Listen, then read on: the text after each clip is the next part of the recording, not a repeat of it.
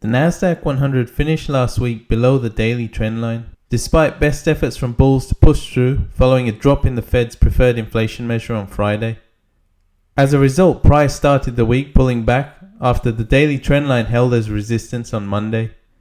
You can see from this chart an inverse hammer candlestick, signaling a reversal.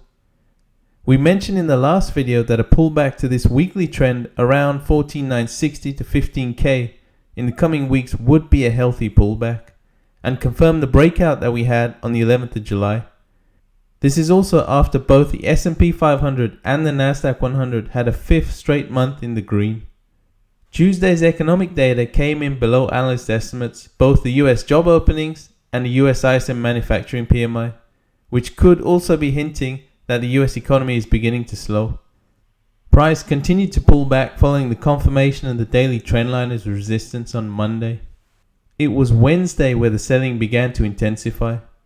This was after credit rating agency Fitch downgraded the US from AAA to AA+.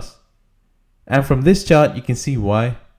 The US Treasury debt has just skyrocketed to over $32 trillion, and the debt ceiling has been lifted multiple times, usually at the last minute, which is why Fitch downgraded the US. Price closed below the 20-day moving average, which has only happened once since the recent rally that started on the 4th of May. The one time it did close below the 20-day, on the 26th of June, it recovered to close back above the following day. So it was on Amazon and Apple earnings for this to occur again. Look at what happened to yields following the downgrade. The 10-year spiked as bond prices fell on the downgrade. Higher yields hit technology stocks, which is why the Nasdaq 100 continued to fall on Thursday.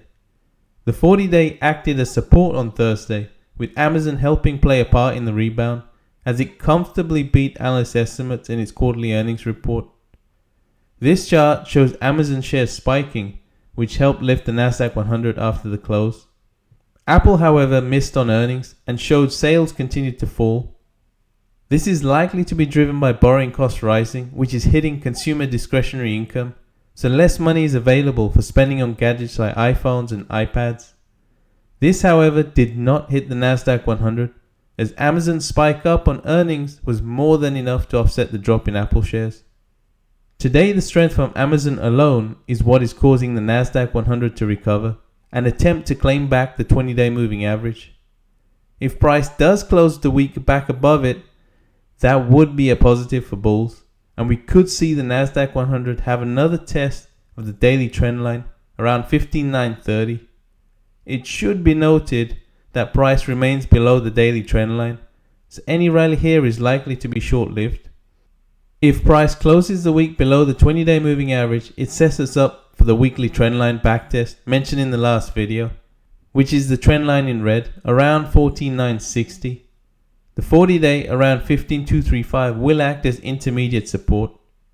Next week we have the latest batch of US inflation reports, with the CPI report out on Thursday and producer prices out on Friday, so that'll be the focus. With that said, thanks for watching. Remember to hit that subscribe button so you don't miss out on future content. And I'll see you at the next one.